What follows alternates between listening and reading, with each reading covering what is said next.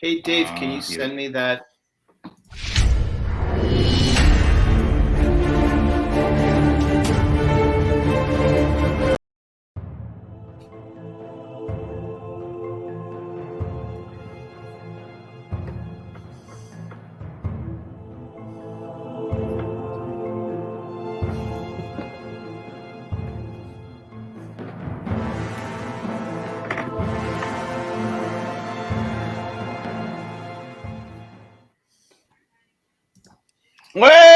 What up, everybody? Welcome to a brand new International Comic Crusaders. I'm your boy Omega, and we got the usual band of misfits here: Dr. Greg G, Dave Elliott, and Chris Buse. What's up, muchachos? Good day. Good day. Good afternoon. Good evening. Good evening. Wherever you're at, man. Wherever you're at, it's drink time. So get your glasses of wines or your beer ready, and let's do it. Or your glass of scotch. Light up them cigarettes and them blunts, because we got an amazing guest, as you see in the middle right there, who was on Comic Crusaders podcast not too long ago, talking the greatness of his comic book, Stan & Jack, which I'm digging. The one and only Pete Doree. What's going on, gentlemen? Hello. Welcome, Pete. Welcome, Pete. Drum roll. Yeah, man. Yeah. He's a man, folks. If you're not reading Stan & Jack, y'all missing it. Y'all have no idea the greatness of that book. And I was telling the guys and how much you throw in, obviously, backstory of Stan & Jack in there. And this show obviously loves talking about Stan & Jack and in comic book history in general. So, let me start with you, Pete, then just a bit there. How do you feel about the Stan & Jack relationship as a comic book fan? Ooh, going right going right in. Yeah. Damn. How do I feel about them, or how do I feel about my version of them? Yeah, either or. Give me both, right? It's going to be a combination. Before we get into it, I want to know, because we know how we feel sometimes. Yep. Well, I tell you what, your treatment of the Stan & Jack in the comic, obviously it's all fictional and light, but it's equal. Like there's no feelings of you taking one side over the other. There's little quips and jabs, I really like that. Agreed. So is that your feeling, and what is it that actually got you to do Stan & Jack in the first place? Thanks. What was the motivation there? Yeah, I mean, it's that was very deliberate, that I didn't want to buy into the Stan bashing, or even the over-the-top Jack worship, because like all of us, I've read all the books, I've read all the articles. Stan did some stuff. There's no denying it. But Pete sounds like Alan Moore. I'm the son of Alan Moore. but I wasn't there. I wasn't personally offended. Some people get really angry about it, and I just don't have that amount of time in my life, because they're both dead. It's been and gone. In terms of so it was very deliberate that they are best friends who drive each other crazy. And how it came about, as I said to Al last time, I was kind of reading that, rereading that What If issue where the FF, or the bullpen with the FF, and I just thought, why has no one ever done this but done it as comedy? It's such an obvious thing to do. Almost like The Odd Couple. Yeah, absolutely. Comedy of errors in a way. Yeah, absolutely. Why has no one ever done this? So I thought I'll give it a go. And when I realised I could actually do the likenesses pretty good, I thought, well, I've got to do Ditko, haven't I? I've got to do Gil Kane. I've got to do everybody. So then it just went crazy. It became an addiction. Oh God, who else can I do? It did.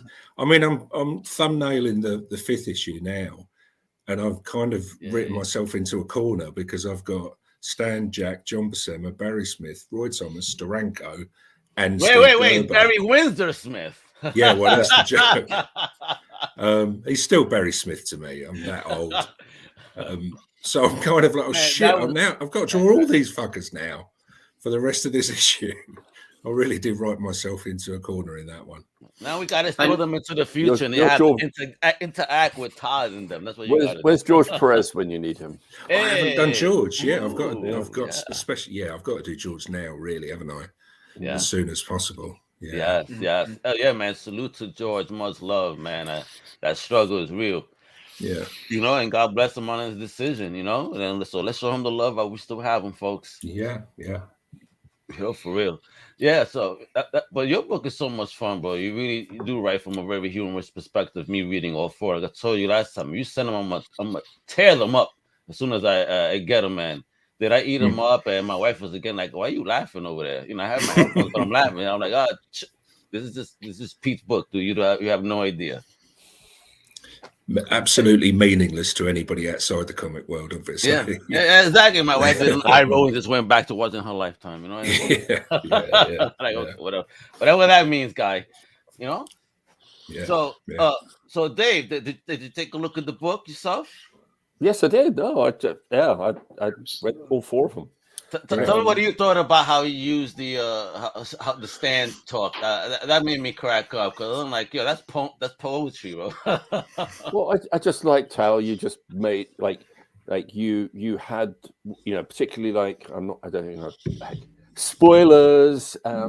Where, you know, they have all their creativity sort of sucked out of them. Like there's that fun moment of where they're trying to like, oh my god, it's like, you know, Stan can't come up with a funny name for anybody, or you know, his little Shakespearean touches and things like that. That was laziness. I ran out of things. Sorry, Greg. Can we screen share some of, so the people watching have an idea what we're talking about? Can we screen share some of the pages? Okay, here you go. No. I want people. No. Wait, I didn't put up pages. I want people to look at all the covers because you know these pages, man. It's just too much fun and spoilericious. All right, trust me. Okay. But what I do have is let me remove that for a moment. This is what I got for because these are the covers that people need to look for. Because I got something that Gregory sent me. You know, and so we could talk about some of the works of Stan and Jack. But you see, folks, look at those covers. Stan and Jack, yeah. Pretty straight up Stan and Jack. Yeah. I mean, look at this. All those gorgeous covers, yo. And talk to me about these. Because when I read In the Clutches of the Collector, it brought me back to our conversation about your friend. Man, and I was just laughing the whole time. I said, is this Pete's friend the whole time? The one who said they will buy all the first issues. Andrew. Yeah, guys, I don't know if you heard the podcast, guys, but apparently he had a friend growing up that was a cock blocker of comic books in his hood out there, and they would buy the first issues and then show it off and be like, "Nah, I don't want. You can't read it. You can't touch it. Don't touch it." I think there was a lot. I think you'll find that's a lot of comic fans like you can see it, but you can't read it. Yeah, you know. Talking of that guy, you just reminded me. Yeah, he would never let me read his copy of Saber. Oh wow! Beautiful. Okay, and he was the first. The world's first independent graphic novel. Yeah. So literally, this is the 20th anniversary edition. 20 years later, I bought it, and I went to a con where I actually interviewed Don McGregor, but that's another story. Oh, nice. Yeah, we know him. Yeah, we know him a lot over here in the family. So I told Don the story of Andrew, who would never let me read Saber. And I said, can you sign it for me? And I'll read out what he said. To Pete, fuck you, Andrew. Many decades later, Pete will never forget. To the grave. I fucking love that story. Holy nice burn. Nice burn. Yeah. That's an amazing burn. If you're going to burn someone, that's how to do it. Yeah, exactly. That is super. Now I need to get Paul Galassi and tell him the story as well, don't I? He's on Twitter. You can just tweet him. Yeah.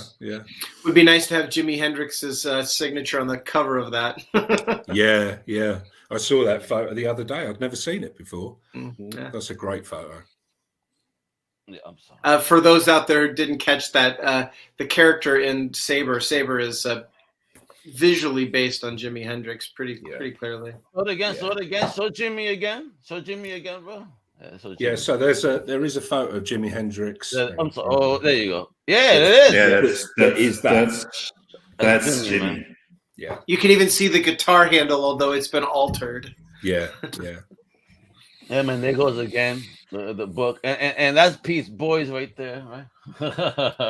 Pete, you did a great job with evoking Stan Lee's alliterative patois. I just thought that was a gas. Right? Yeah. That's so much fun though to write that stuff because it's so easy. I was about to say that's easy, isn't it? That's easy. Totally. I mean, as I said to Al, I did Jack as basically Ben Grimm with a bit of Nick Fury. Yeah. But Stan, I just do him as Stan, and it's we've all grown up on that stuff. Yeah, that's what I'm saying. What I always find so amazing about this Stan and Jack story, or just looking at Stan. Tons of people have commented about this, and when Stan passed away, I wrote a little piece about that, and I put this in the focus. There's two Stan Lees. There's actually two Stan Lees. We have to look at Stan Lee, the car salesman from the 1950s, balding guy going to a job he hates. He got lucky with his. Yeah, he got lucky. No, it's even before that. He got lucky with this wife, but he's this guy who puts out these monster comics he has no love for. He's in his 40s. He says, I've been 20 years in the comic book industry. I have nothing to show for. All my friends have cool jobs in the advertising world, whatever. And I have this pretty trophy wife, but that's it. I have nothing. And now the guy who I owe this job to because of family is more or less shutting down his comic book arms because Martin Goodman doesn't need comics. He has this publishing company. He doesn't need comics. And then all of a sudden we get this big turn. And then we get hip and funky Stan. I wonder what the psychology of this is. This is so fascinating. Well, he created that character. He created this Stan Lee. Yeah. He used to famously say that he saved his name, Stanley Lieber, for when he wrote the Great American Novel. And so he used Stanley as the books because not that he was shy about it, but he was saving his name. And the Great American Novel he ended up writing was the Marvel Universe in effect. I was gonna say, is there a manuscript of an actual novel though? That's only playing. Yeah. There was a funny thing going on in a few years back. There was a Stan Lee movie in development, and who they wanted to cast him as Stan Lee, who was eager to play Stan Lee. That was not just a rumor. Leonardo DiCaprio. What? Isn't that fascinating? Yeah. And he was growing that Stan Lee beard at that time. He was out. I'm ready to go. I'm pumped for this. But then like always, it fell apart. Well, once you play Howard Hughes, where do you go from there? I guess you go to Stan Lee. I love Pete's response. Pete's response was really no. He said no. You should get Jim Carrey to play Stan Lee.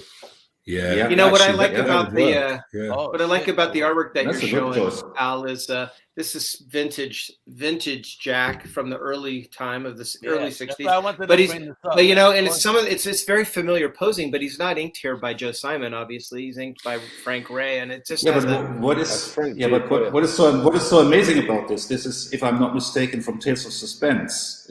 Would I be correct there? Yeah. Okay. So what's so interesting here is if you go to the earlier issues of Tales of Suspense, which are basically Cap sitting there telling the children like Quicksilver and Scarlet Witch he has a crush on, how it was during the war years. This is the first couple of issues of Captain America in Tales of Suspense. And what he does is doing a retelling of his old adventures, which were created by Kirby and Simon. Yeah. But in this new version, guess who gets the credit? Stan Lee. Isn't that interesting? Yeah. And it is pretty much a recapitulation when you say, Pete, those early appearances in Tales of Suspense. Yeah. And Frank Ray is Frank Giacoia. I think he was working. Oh, really? I think he was working for. Yeah. Oh, so that was another name just. That's a lot. Another pseudonym. Yeah, George Russo's went by George Bell, and we know Adam Austin.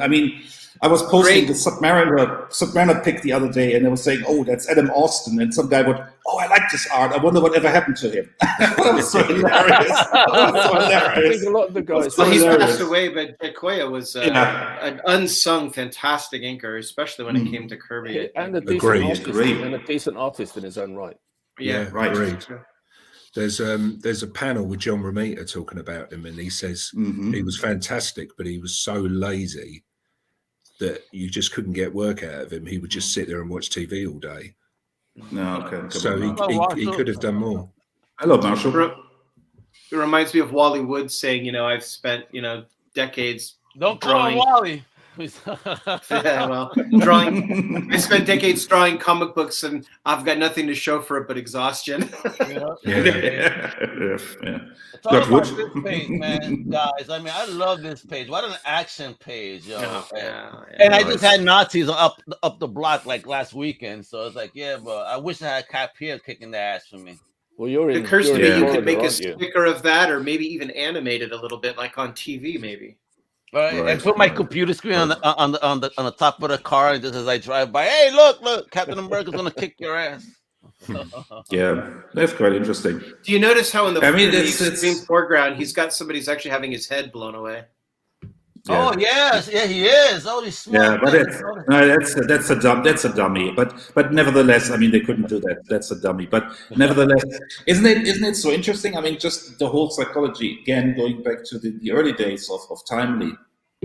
Stan is the office boy. He's 18, he's 19 years old, and then we have Jack, who was the art director, because a lot of people say, oh, Jack was always new. No, he was the art director. Joe Simon was editing the superhero line. They had a second line, a cartoon line.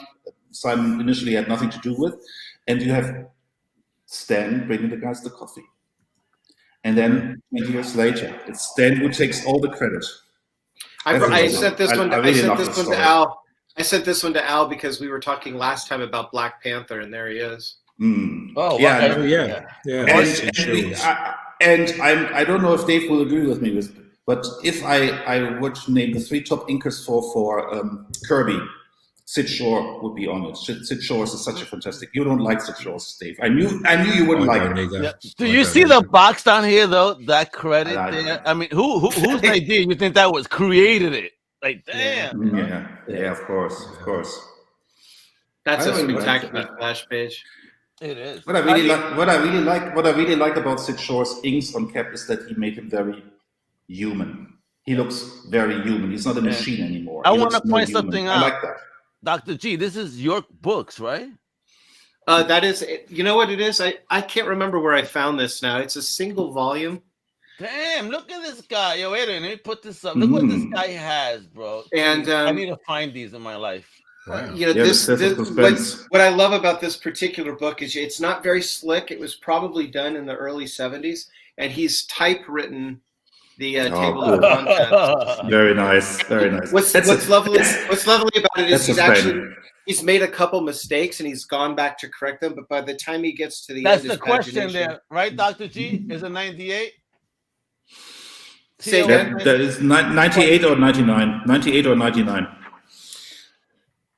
I'm not sure if I understood the question. Oh, the issue. Yes, I'm sorry. 98 or 99. When I sent the image to you, I tagged it with that. But let me look it up here. What's great is the origin of Captain America was Tales of Suspense number 63, number 63, March 65. So let's see, what's this one? The Man Who Lived Twice. That's 98 or 99. That's before it goes over to his own book, which starts at 100. Yeah. Which starts at 100. Yeah. So this is number 58, November 64, through number 99, as you mentioned, Chris, March 67. Wow. So, yeah, that's issue 99. That's probably before it switches over to the. This is issue 99 from March of 67. Yeah. Absolutely. Oh, so the ultimate issue. All right. Oh, hold on. Let me put homie back up because, geez, look at this. Yeah, that's beautiful. Oh my God, isn't it? And I gotta say, you know what I love about this the most? I mean, you've read these stories. We've all read these stories. But what I love about these, These are the comic books. It's not all of Tales of Suspense. It's just Captain America. It doesn't have the covers, but it's the original printing. So you get the original colors. Wow. You get how it was. Elvis Presley used to famously say he would drive around on his train, doing his concerts, and he had this little tiny turntable. And someone said to him, "Elvis, why are you traveling with that little turntable?" He goes, "Because I want to hear myself the way my fans hear me." Oh, and I think you have to remember throughout comics, especially now with the beautiful coloring, these artists are working to the quality of print that they're going to have. So they're quite conscious of the degradation or whatever. That's why the inking is so important. And I love this because this is how they saw it when it came out. This is what they wrote and drew to create. But it's also always in the eye of the beholder, because I was reading a comment today on a message board where I was researching an old comic for my book, and there was this guy who wrote in and said, "Oh, I love how these old comics, how the color bleeds over the line, how the artist does that." And he said, no, it's not on purpose, but he thought it was on purpose. And said, "Oh, it's a great effect." But it's all in the eye of the beholder. Is he wrong? It's art in itself. The bleed process is part of the process. It's that's a funny comment, Chris. I always wondered why Roy Lichtenstein didn't try to play with that off-register look. That would have been interesting. That would have been interesting. Because he wasn't. Oh, I love this. That's why. Those stories are wonderful. Yeah. Did I send you, Al? Did I send you two of these? Because that's from the book. That's the actual comic book, and then this one is Marvel Double Feature. Number 8. Old school. Love it. Can you see the difference there? And part of this is because it's been recolored, obviously. Yeah, you can tell the coloring is a little more dull on this reprint. A lot dull compared to that OG. Jeez. Wow. See, me and Dave grew up with all this in black and white, so when we see it in color, we're like, "Wow!" Hey, I read those issues. I read the whole run in these. What do they call these black and white 500 pages reprints they had. I read those first in those. Well, just to wait a minute. It was Peacock. Yeah, nice. Yeah. There you go. Do you still have one of those? Wow, bro. Only a few. Oh, those are from England. Those are from England, right? These are the English versions, right? Yeah. That's the English magazine size. Yeah. It's beautiful to see it in black and white cover at the same time. Pete. Yeah. Sorry. Was that a Jim Starlin cover on that one? Do you know? I think it is. Well, what do you lot think? Is it Jim Starlin? Oh my God, it's so beautiful. What the fuck? Gorgeous. But DD, I think, is Starlin. I'm not sure about the owl. We've got original covers as well. You see, folks, what they get out there? That's how they grew up. As far as your eye can tell, are those composite covers, or are those fresh covers for the? No, they're all fresh covers. They're all fresh covers. Yeah. John Buscema did the first cover. Oh, look at this! Oh, I've seen this before. Well, that's a Steranko rip. If it's not Steranko himself with it, it's a rip. Yeah, I think. Is there a reason why these were collected or reprinted in the UK in this format, where they had the X-Men and the Humans in one book? And was there a special reason for that? It's anthology. It started before the American stuff came in. Or black and white? Oh, that's black and white as well. Yeah. I love the title. Getting in there with.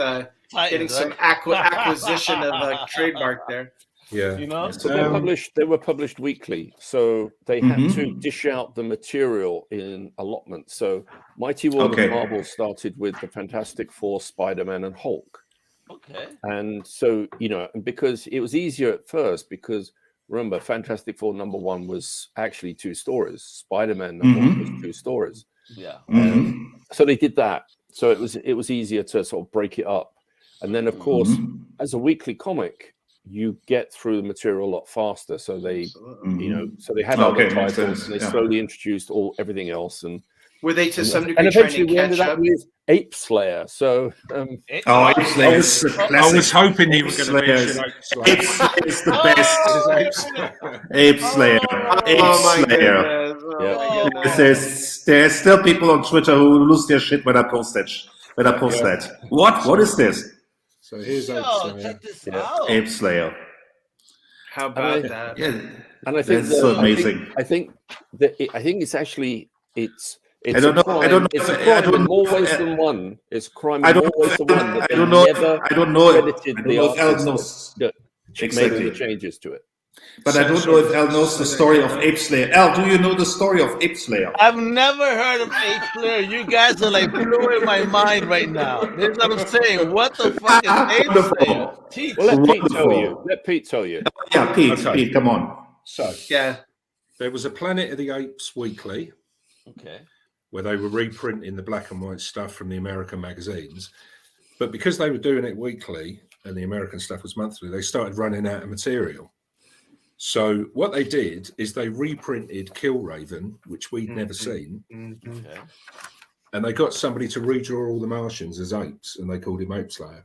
Oh shit! So And that's they did that. Raven as Ape Slayer. And they did this for 70 issues or something like that, or 25. I think it was about 12 issues, Oh, damn. because it went from Because very- apes are big in the UK market. Apes are a big deal in the UK They were market. huge. Planet Yeah, of the Planet Apes of was the huge. Apes, man. Planet Yeah, of the Apes was will be big. everywhere.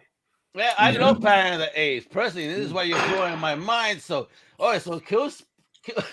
But no was one's ever collected Ape Slayer, and they really should. Yeah, it's only they only came out in the UK market, so Yeah, nobody knows No, about but this in I America. love Apparently, this concept. This is like a future Conan, like the one human that has had enough. I'm sorry. It's like, see, when they started reprinting Ape Slayer, at that point I had actually bought the American comics, so I was familiar with them. So Not when bad. I saw that, I was just like, no, you can't do that. No. See, I did it the other way around. I started reading it, and I was like, Ape Slayer's great. He's brilliant. I love Ape Slayer. And then Killraven came in. I was like, this is a rip-off of Ape Slayer. So I was totally fooled. That's hilarious. Hey, what's Sure, going you on? get away with- Damn it. I'm not sure the American market would bear Ape Slayer. There'd be a lot of objections about that for a variety of reasons. I mean, Oh and my who God, would- could you who would have imagine the now? license for it? Is Yeah. that officially Planet of the Apes, or is it just Ape Slayer? Yeah. Hey. But somebody has to ask Chaikin whether he knows about Ape Slayer. Oh, I bet he does. He must do, has to mustn't have he? shown that to Someone him. must have shown it to him. And Neil Adams. Yeah. Yeah, right. but to this day there are comic. Well, But to this day, there are comic pros when I post these or when we post these that say, what the fuck is this? I mean, we've never seen that before. yes. I love it. Who's ripping off who? Yes. Yeah, exactly. There you actually, go. I mean, Henry says P.K. Russell's used some great Killraven issues, Oh, he aka did. War of the Worlds. it's beautiful. By the way, Really? we were talking last time about storytelling, and I have to say, aside from this being a spectacular splash page, just capturing the whole team, I notice as you move into the next page, he doesn't let that go. He brings them all forward, and that's that's a second lovely group shot right there. And you know what I really like is that second panel on the second page with that reddish Captain America, that shade, very like what's going on here, yo. Well, one thing I just wanted to say, by the way, is when you were saying earlier about this splash page in Captain America, as opposed to the reprint and possibly being recolored, there's probably a very good chance that it wasn't recolored. They probably used the same films or even possibly the same plates. However, what happens, it all comes down to the ink that's put on at the printers. Very true. It was very interesting that like later on when I found I had doubles and sometimes even trebles of comics, I would look through them and I would see that the color would change because when they first start the press is the plates are full with ink, they're whacking the ink on, and it can get really quite almost dark because it's a lot of ink. The best time to get your printing is probably after a few thousand have been printed, and then it kind of evens out a bit more. So and this film, this is a reprint from 12 years. So, also there's degradation of the quality of the black plate and et cetera. So absolutely. That's if they were using because the original in the 60s, film, in the 60s, the plates were made from metal and they were up. You could print them many times. In fact, in the early 60s, what Marvel was doing and DC is they were actually shipping their plates abroad to Europe for people to reprint from. So, Pete, for instance, the Thorpe and Porter black and white reprints, were all printed. That's why if you were a regular buyer of those and you noticed the same strips kept appearing, but the quality got less and less each time.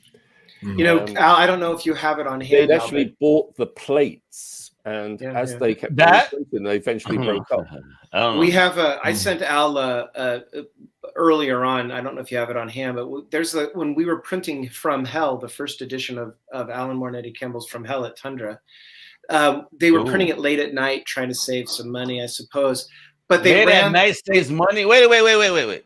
Talk to me there. Late at night saves money. Talk to me. Well, the idea is to keep the presses rolling, and so sometimes to keep the presses rolling, you do late night batches, which typically can be less expensive, because of course you're helping them keep the presses are expensive. You want to keep them running as much as possible. Okay. So in this particular instance, I went down to do a press check just to see how that issue was coming out.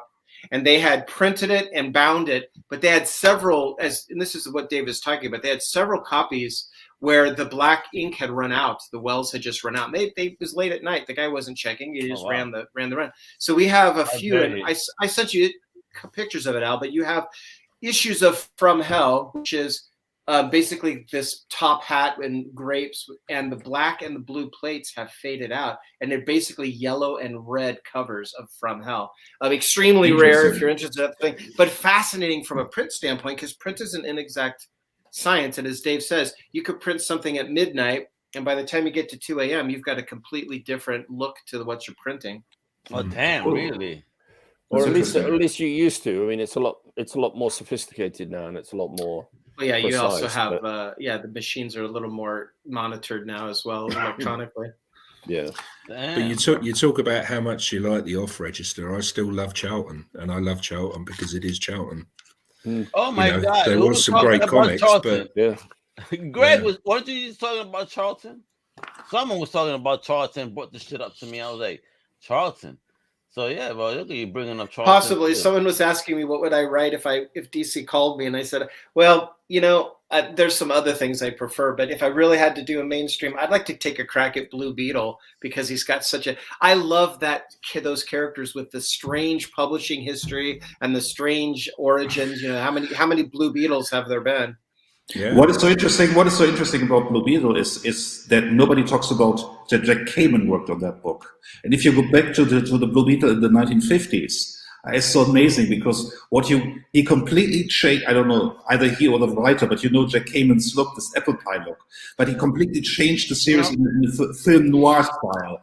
And he had this assistant, this girl who was a newspaper reporter. She actually became more the superstar of Black Beetle. He was only there to save her at the end, but it was more or less her stories. It was very interesting. I want to ask here, though, because you brought up Charlton, and now we see DC utilizing a Charlton character in Peacemaker, right? I mean, and like making a hit out of this mother effer right now, because nobody heard of him before. No one cared. Until Suicide Squad came out, not the shows that John Cena's murdering the role, and now people are interested in the character. So do you think this is maybe a segue for DC to look back and start looking at more Charlton characters to bring forward? They've had a go at Charlton characters many times and not really made them work. They even offered Alan Moore. Alan Moore, I guess, just requested it. You also have to remember that Dick Giordano, who ended up being the executive editor for DC, came through Charlton. They all came from Charlton. That was a big deal, because what Cameron Infantino did was he went to Dick and said, well, would you like to come over to DC? And he said, yeah, sure. And Cameron said, what about you bring your guys? And he brought all the guys, like Danny O'Neill and a lot of guys. And he really led an exodus from Charlton or Carlton over to DC. He goes an exodus, so that was the fall of Charlton? Yeah, more or less. They were still around, but they got a lot of new artists from Europe or Spain and Spanish artists. To segue back to what we were saying, Al, I think the big demise of Charlton was, shall we say it again for the 5th time, the print bill. The printing bill was Charlton's downfall. I'm curious, if you've seen some of those early Charltons, you had Ditko working on Captain Atom. The printing was truly awful. Yeah, and that's why it hurts the character. No one likes. But it's also worthwhile to remember that a lot of guys got their start over there, like John Byrne. Well, actually, absolutely. It's Joe Staten, as a matter of fact. All the early Charlton stories, particularly the Steve Ditko stories, I first saw reprinted in black and white in British comics, and they were. It was beautiful because it was crisp printing. It was because it was just black and white. It was on newsprint, but the quality of the printing, or at least the early editions, was fantastic. It was printed in the UK. The stuff in America was, even the covers seemed a little thin. So Pete, how about Charlton for you? No, we're I love Charlton. You know, because we had again, as Dave will know, we had a company called Alan Class, but we didn't know they were called Alan Class at the time. And I should have brought some with me from upstairs, but they were the worst printed things going. Really? They were practically printed on toilet paper. Oh, damn, bro. So now you know what to use in case of emergency. Yeah, but they reprinted a lot of Charlton. That was where I first saw Captain Atom. That was where I first saw Thunder Agents. Oh, wow. Okay. And all those Ditko, Stanley and Steve Ditko mystery how did stories. you feel seeing something outside of the big two? Was that your first experience to see something outside of DC and Marvel? Was it? Yeah, I think it was, but I didn't realize that's what it was. Okay. Thunder Agents. Speaking of I Wally can honestly Wood, say I wasn't so much I can't say that thing about in my head separating things out between being a Marvels or a DC guy or anything like that. I think I was in my late teens before I actually I was aware of that. Otherwise, it was just comics to me. right. Yeah, So even the Class, the original, I'm probably a couple of years older than you, Pete. When they first started printing, some of those were actually really good quality. Yeah. But what they kept doing is every couple of years they would just keep reprinting, and that was because they didn't have to pay royalties on them because they just bought the plates from Charlton. It's a rental. It's a rental. No, they weren't renting. They were basically they bought the plates. Bought it. And Okay, with that, they could keep on printing them until those plates ran out. And it was interesting because I remember at one point, me and a friend of mine, we were actually discussing it. It was like, hey, you know what? If we could go in and just like touch up some of this line artwork and they could start printing better quality again, we could do that. And that was when we found out, like, no, we can't do that because then we'd break the contract. We can only use these plates, and this is kind of out. And they pretty much wrapped up their business when they had to throw the plates away. Yeah, they lasted a long time. Damn, they did. Yeah. Along those lines, you know, when DC started doing their archive series, I won't speak to Marvel because there's some decades later, the degradation of those black plates. So you had people going in and kind of doing rush jobs. Dale Crane was a dear friend of mine from the Comics Journal, who was the art director at DC, and they had to do these rush jobs of going in and retouching those black plates. And it's great to have those stories in bound volumes, but they just don't compare to the original appearances. No, they don't. Yeah, and talk about this page. Why are you sharing this one, Dr. G? Because look at this. I mean, iconic Dr. Zemo, man. I mean, but how the fuck could he see through this? He isn't Zemo. Spoiler alert for a 50 or 60-year-old comic, that isn't Zemo. Because you can see his mask is not glued to his face. That's This page has it all, Al. You've got Captain America in one shot, entirely surrounded. You've got this great action shot. It sets up the scene beautifully. It sets up the situation that they find themselves in. And then you have this beautifully dramatic Baron Zemo holding forth. How many word balloons do we need here, Stan? Well, I'm not finished yet. Right? And then in the last panel, you know, Kirby does that beautiful thing of turning the scene. We kind of have a little bit of Captain America's point of view, and now we see Captain's reaction to not just the scene, but to Zemo himself. Beautiful shot of Captain America going, "You think I'm captured? Okay." Is that what captured you about, you know, Pete, about Jack and Stan's stories back in the day? You know, what enamored you about, you know, their works, if at all? The drama, but I was too young to realize, you know. I mean, if you take that close up of Zemo, that is 3D. The way that hand is coming out, that is absolute 3D. So without even knowing it, that's what I was reacting to. you couldn't turn the pages quick enough, could you? Yeah. And, you know, or turn them back again too. or turn them of back again. Yeah, that's a classic shot. I just again think about. Speaking of Stan and Jack, Pete, I'd love to hear your comments on this. I mean, here is Jack, if you don't mind my saying it this way, plotting the hell out of this story. And then here it arrives on Stan's desk going, all right, now I have to explain what's going on. I want to make it lively. I want to do this. I love the panel of Zemo because he's even broken out to the other panel. Oh, wait. I don't know if you guys noticed something here. Black Panther is holding on for his life. And yet Captain America is like standing inside the hole, facing these, like, what is he standing on if homie's hanging on for his life? And you're like, he's actually being pulled up. He's actually being pulled up. Yeah, but look how he looks though. Yeah, he look his pose. Like he's on the grass. He looks like he's more towards the back end of it. He's standing on something. He's standing in the holes. and you might also note, this is again, I think, some of Kirby's compositional genius. I mean, here we are, the reader, looking into the first panel. But, you know, Captain America and Zemo are the keys to that scene. But look how he's giving you a full face front shot of Black Panther so that you don't forget him. He's spotlighted as the action moves away from him. I just love that. And then look at the lettering by the team here, though, in the action sequence here, bro. Wow. And whatever how you pronounce that. I don't know. Well, it's like somebody, I think it was in that documentary, the Kirby documentary, somebody said even when Kirby characters are standing, they're moving. Oh yeah, bro. You know, like the Zemo in the third panel there. Yeah, you can read what's on their mind by the pose that they've got. Yeah, the third panel, the third panel on this page, you have a sense that maybe Kirby was watching the Super Bowl that day, or yeah. Talking about the Super Bowl, who you got your money on, guys? You know? I couldn't even tell you who's running. There you go, right? You know, I don't give a shit. The Giants ain't in it. I don't give a shit who wins. You know, it's interesting. You were talking, Chris, about Sid Shore's. Is this a Sid Shore's pace? Being able to really put some humanity into Captain America. That last panel on this page, aside from being great storytelling, really getting to see Captain responding to chaos around him. What a lot of pathos in that face there. Yeah, exactly. That's what I like about Sid Shore, who was also, I mean, a lot of people don't know this. He was the artist on Captain America. He introduced Golden Girl and so on. He was the top artist on Captain America before the book was a horror book. Because when we go back to the history of Captain America comics, as it was called, started in the 40s, and then it got reprinted. It ran on into the 50s.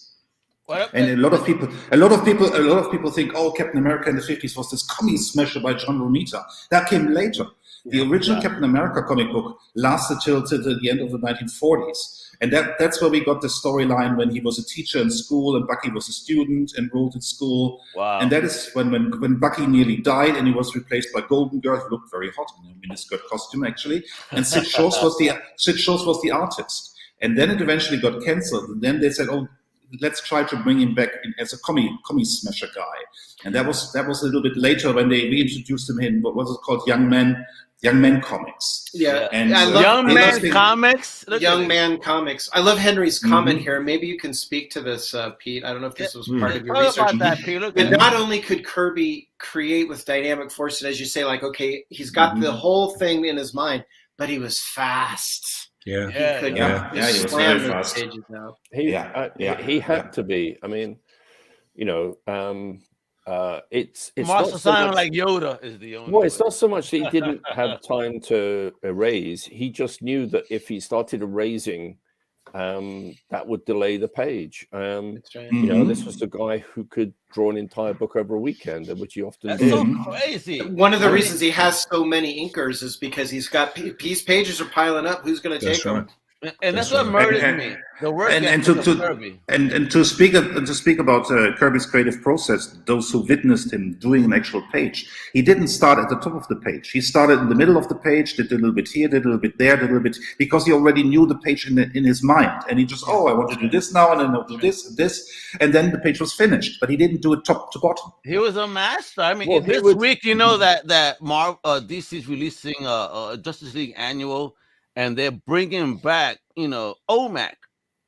And they're bringing back, you know, the Kirby OMAC, and not that monstrosity from New 52, they're bringing back Buddy Blank. You know what I mean? Now, that's We'll see. another thing about Jack Kirby, and I don't know. I'm curious, Pete, because you're talking about the fusion of Kirby and Lee in your books, but Kirby had he's quick, fast, understood how to plot out a page, and could get that page done, as Dave says.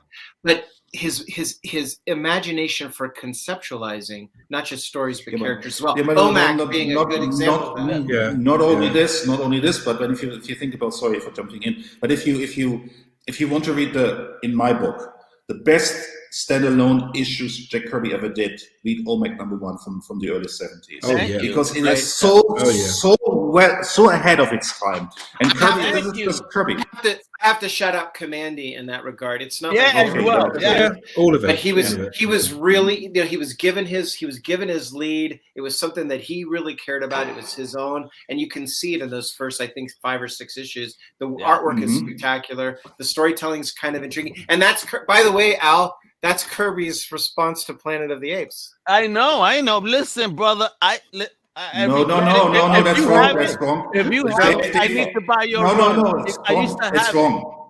I used to have the whole run. Dave will tell you that you are incorrect there, Dave. Oh, okay.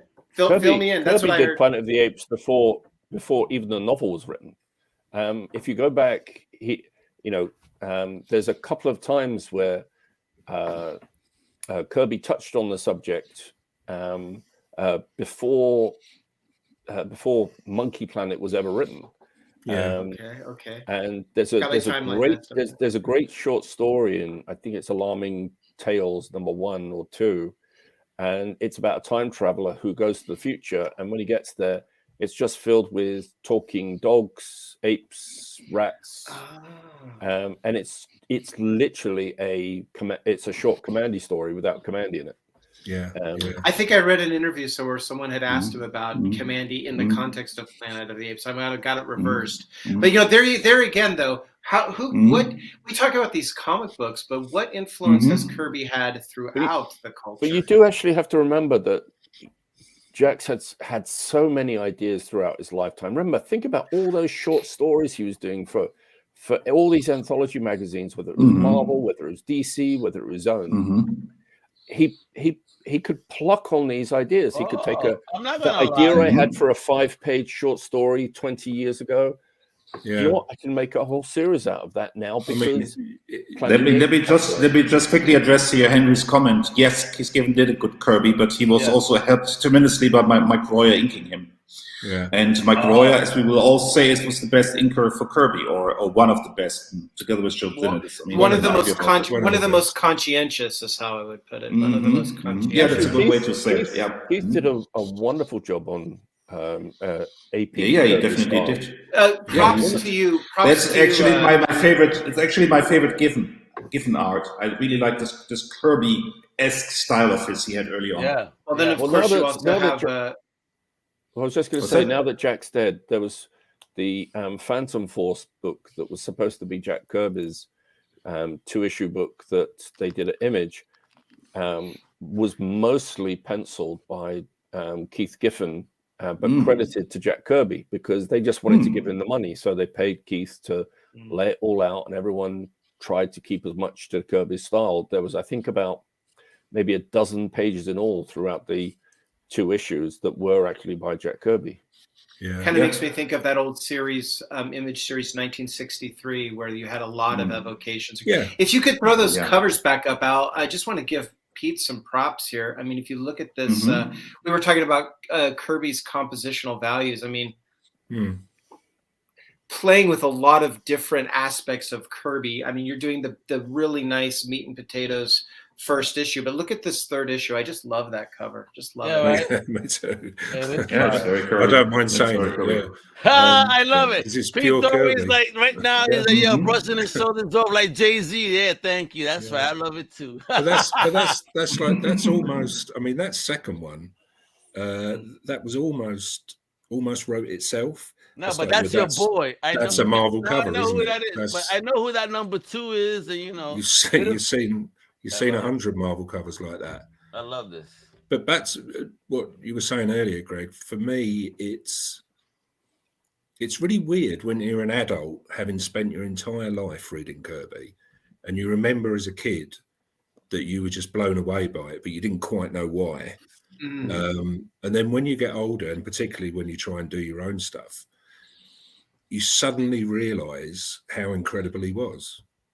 Yeah. Like every single page, you know. I mean, I can break down a Kirby page, as we all can, and say, well, that's why he shot it from that angle and that's why he did that.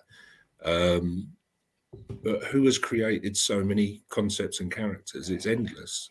Elaborate that, Pete, because, you know, we're going to read these and think, okay, so here's a fanciful or an interesting historical look at Stan and Jack, a comical look at, but you're not just getting into the mechanics of their story, you're also getting into the mechanics of the artwork here. What was that like for you? Difficult. I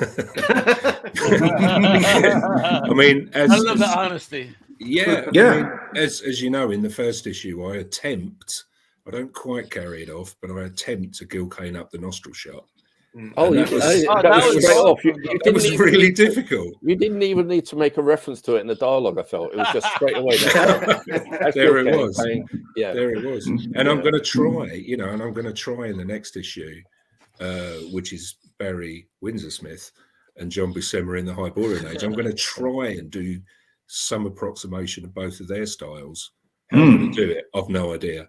But that's the challenge, isn't it? You know, this reminds me of something that Al and I were talking about when Dave Sim was sharing his studio with Gene Day. You know, Dave Sim's Cerebus, he was really trying to evoke Barry Windsor-Smith's, as we call him in America, his Conan. And Dave Sim tells a story where he was working on, you know, one of the panels, and he was inking one of the hands, and he was sitting there very despondently saying, "Oh, this is not a good Barry Windsor-Smith hand." Yeah, and Gene Day looked at it, and Gene Day looked at it and said, "It's a pretty good Dave Sim hand." Yeah. Isn't it mind-boggling? I mean, if you go to Avengers, what is it, 77, when the Vision got mad, and Barry Windsor-Smith did a couple of issues, 2 issues, if I remember correctly, and then he comes back with issue 100 or 99, 100, and his style is completely changed. Yeah, he looks completely different. It's not the same artist anymore. It's unbelievable. It's a span of 2 years. Well, when an artist finds his idiom, you know, I think when he's digested his influences. But I don't think we're seeing that. See, I think one of the things. Yeah, that's a good one. Yes, Henry, that's a great issue. I remember it clearly. Yeah, we don't get that opportunity anymore to see an artist develop in real time like that. Like at Marvel and DC, like, you know, even artists like Alan Davis would never have got work if they had to live up to the benchmarks of today. They would have had to prove themselves on independents and other companies. Marvel would have never spent the time to nurture them and bring them up. And I mean, maybe it's just that there isn't anybody to nurture them in that respect anymore at Marvel and DC, or they just aren't. You know, it's just so much of a sausage machine now. It's just. I think that's the truth of it. I mean, the editors. I know. I mean, Sean Phillips has said this to me. You know, the editors don't even understand anatomy. Most of them. Oh, wow. So sometimes you do see things. But, and I wouldn't. I'm not disparaging. Same here. But I looked at some comic book pages. And I don't want to name names, but it was really not ready for prime time. It really looked horrible. No, but what happens here then? I'm just asking, right? Like, what should you look for in an editor? What type of experience, so that way they know how to, you know, chop up your book in a way that's going to benefit you? I mean, you guys are all creators here. Me, I'm a constant creator. I'm not a creator on the level you guys are. So talk to me on that. As like, so you're saying editors, they chop it up wrong, whatever. I mean, what are the key skills then? Well, I think comics are an interesting art because it's not just about anatomy, obviously, although that's crucial. It's like if you can't draw someone's body, how can you even start to compose action through a scene? How can you? I think a lot of artists concentrate. I've seen a lot of artists concentrating on figure work. Bless them. And their backgrounds are nowhere. I mean, their backgrounds are nothing. And you can carry a story for a while with talking faces and up close action, but you have to have a context. Kirby was a master of putting his action in context. I think what I would go with is this great example of Denny O'Neil, who really, he was the editor, he was the writer too, but he moved to the editorship when who was it? When Frank Miller came on, who was the writer who was writing him first? Roger Stern. Roger Stern. No, not Roger Stern. There was somebody else who was writing him anyway. Yeah. Who did Miller replace as the writer? I'm pretty sure it was. No, it was not Roger Stern. But I was going to say Jerry Conway, but I'm not sure that that's true. No, but it doesn't matter. Anyway, Denny O'Neil saw the talent in Miller, and he said, well, basically, I nurture you on storytelling, how you break down a story. And that is extremely important. If you say, I have 20 pages, I have this much story, how do I break down the story? And that's what Denny O'Neil schooled him on. And Dave talks about this. One of the difficulties with that is you can have some Alan Davis. He started off Roger McKenzie. No. That's it. Roger That's McKenzie. Very nice. That's it. The thing that's interesting is that you have some artists who have a storytelling sensibility, and maybe it's unusual. I've been thinking of Steranko right off the top of my head since we're going back to those days. And you have an editor looking at them going, well, this isn't the Marvel style. This isn't what we're looking for. You have to conform to this storytelling because we know it's going to sell. And where do you incorporate innovation in that? To have someone like Frank Miller, who is not just trying to capture images, but is thinking about the storytelling from an early stage very deeply about what he's doing. Steranko, I think, being the obvious example. But would you have would you have even had Jim Steranko today? Because Jim Steranko came on board and he was working over Jack Kirby's layout. Yeah, definitely. And he started, I mean, think about it. Jim, and I love the man, but his ego is such, like, he was just like, oh, I'm just going to redraw Jack Kirby's layouts and I'm going to do it my way. And it was great. It really worked. But in all fairness, he did it. But in all fairness, he did it much more subtle than John Buscema, who was fired after one issue because he completely redid the Kirby issue.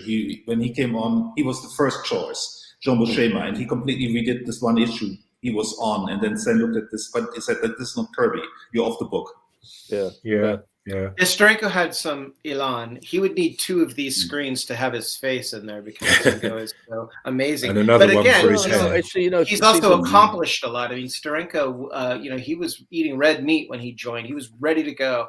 I also think of, as you were mentioning, Barry Smith. He was trying to work in a Marvel style, and he had to find his way to develop it. Well, both of those two are very interesting. Sorry, both of those are very. Thank you, Alan. I appreciate you. This is my team, Alan. This is the International Comic Crusaders with the amazing guest that is Pete Doree. Alan is also another comic creator, guys. So you guys know that's all. Cool. Hi. I'm just happy to have them join us and appreciate what we're doing here because, again, we have you all the way from the UK, talking about Stan and Jack and your perspective and the way you handle it on your comic. I mean, I'm more than happy to have you on with this amazing team that just loves talking Stan and Jack because we all grew up. I mean, these are our heroes. Yeah, totally. I was just going to say, I'll answer that question in a sec.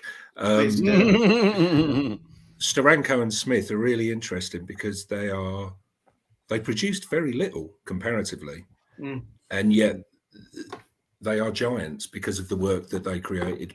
Not necessarily because of the work they created back then, but mostly, let's be honest, up until Monsters came out. So what was that question again? Sorry, it was what's your favorite? Henry says, what are some of your personal favorite Kirby issues? Like one of his is Fantastic Four 71. Do you know this issue? The version of Matt Thinker, Green Robot Adaptoid.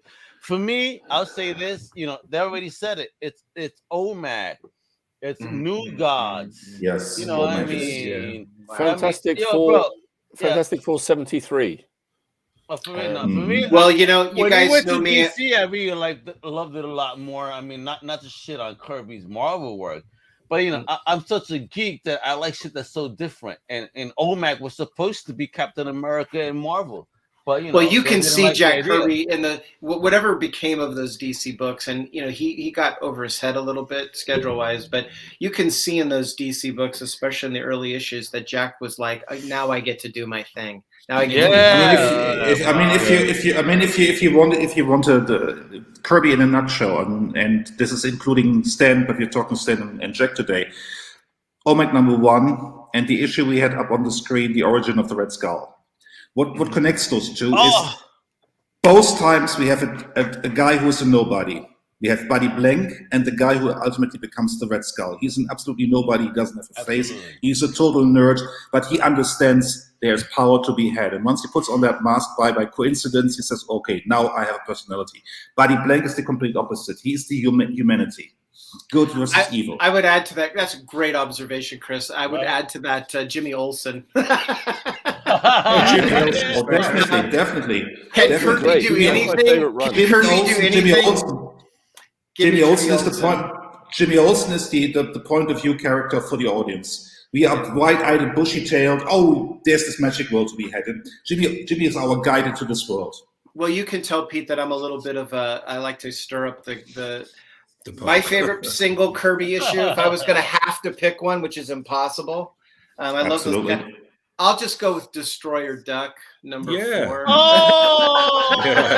Which Gerber. So. This once Steve again. Gerber. But hang on. This once again speaks to the humanity of Jack, because Gerber had this lawsuit with Marvel, and because they had taken away Howard the Duck after they had said, well, that's your character.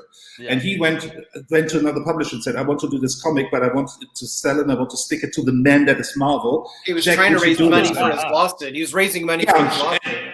Jack did this issue for free just to help Steve and say, well, I can empathize with that. They screwed you over at Marvel. I can empathize with that. I do this issue for free on a Sunday afternoon. No problem. On a Sunday afternoon. No, don't worry about it, Steve. I've got your back. Let's do this. Exactly, and that's Jack. That is Jack. And that is not Stan. That's the major difference between those two. Stan is always, what's in it for me? That is Stan. What is in it for me? Pete, let's take that for a second, because Stan, first and foremost, was a company man. We got to understand that. Mm-hmm. And there's a certain self-aggrandizement to his polemics. And there's, of course, him wanting to preserve his position. I don't want to shit on. It's easy. Shitting on Stan is like shitting on Paul McCartney. No. Easy to do. Exactly. Exactly. Which I'm happy to do. The difference being that Paul McCartney actually wrote a lot of that music. Yeah. No, I want to talk about this over here, because somebody. Oh yeah, that's a great issue. What is this? Oh, look at this. Wow! Oh my God! Look at this. See, that used to be my favorite. This is so interesting because they're fighting Daredevil because they think he's Dr. Doom, and only in comics would that work, because they heard Daredevil was captured by Dr. Doom. They switched brains or whatever they switched, but the Fantastic Four don't have the latest information. And when Daredevil shows up, he said, "No, I'm good again." And they say, "No, he's Doom." And also Thor is at half power for that issue. Storyline. Why does he have power?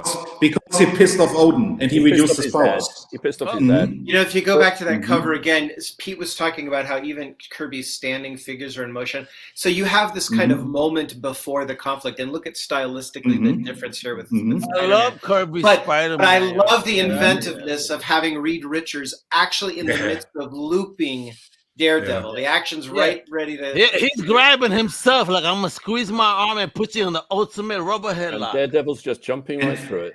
And if you wonder, I mean, and if you wonder why this is such a sausage fest, where's the Invisible Girl now, the Invisible Woman? She's in hospital. And this is the amazing thing. This is the amazing thing. She is giving birth to a child. This is monumental, because before that, all the relationship was always uncle-aunt, because they couldn't really possibly allude to the sexual act of creating a child. Are you talking about Franklin? Peter. Yeah. That's why all they were always uncle and nephew and whatever, never son. That's why Peter Parker had an aunt, not a mother. That was because of that, because of the comic code. And this was the first book that broke it. Wait, you're fucking with me. So you couldn't have a mom and dad because that's too sexual? So Yeah, Mom Which, and which, Dad, which takes us back to my favorite topic, Miracle Unless Man. they're dead. Unless they're dead. With that birth issue where they give where Here you Liz go. is giving birth to Winter in explicit detail. Not to mention Yes, Saber. and I'm sure that Alan Moore was aware of that issue.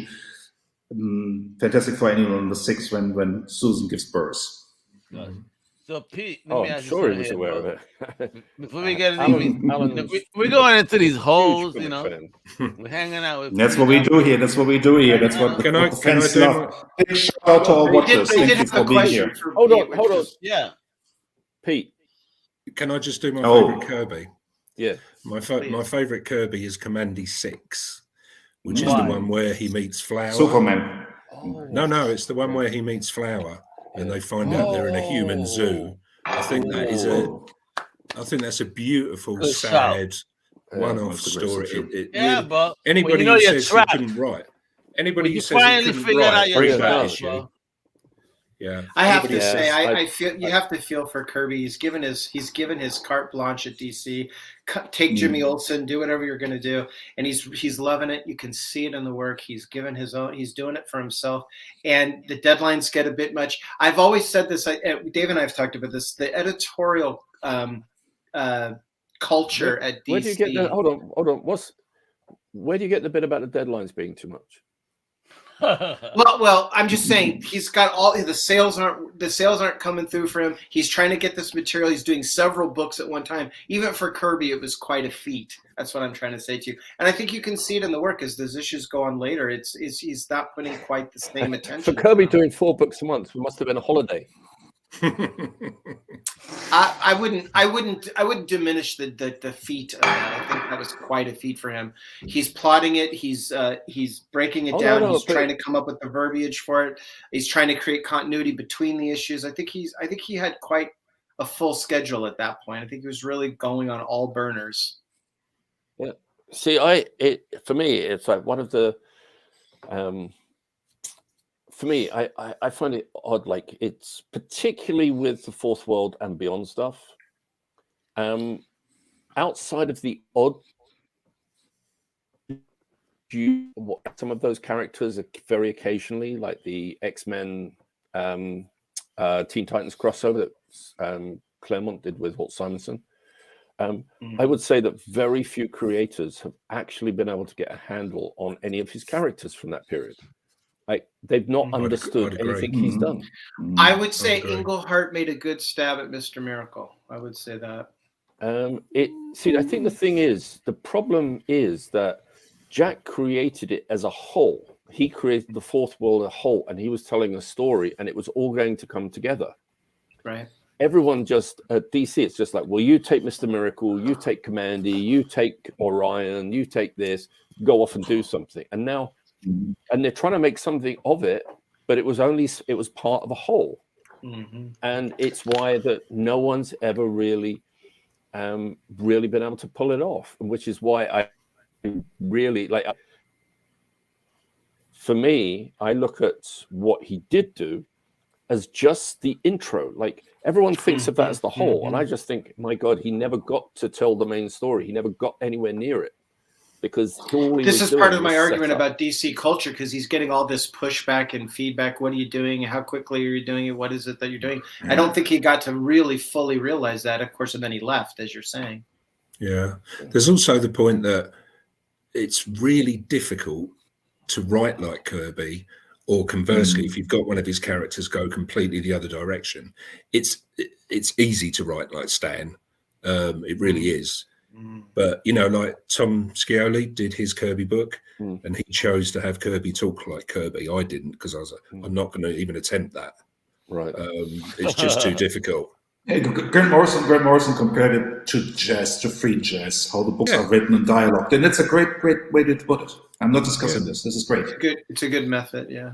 But I think you also have to remember that Kirby's a contemporary. I mean, Kirby was at the beginning of all of it, so he learned as the medium itself was developing. We talk about Kirby's influence on the idiom of comics, but he was there as it was developing, right there with Will Eisner, for instance, right there with Bern Hogarth. So Yeah. And I mean, the interesting thing about Kirby is probably he could never go. Go. Is he frozen now? Okay, then I take it. The interesting thing for me is that Kirby would have probably never been able to verbalize what he was doing. It was just, well, I just do it. Oh no! And that's the genius of Kirby. That's the genius of Kirby.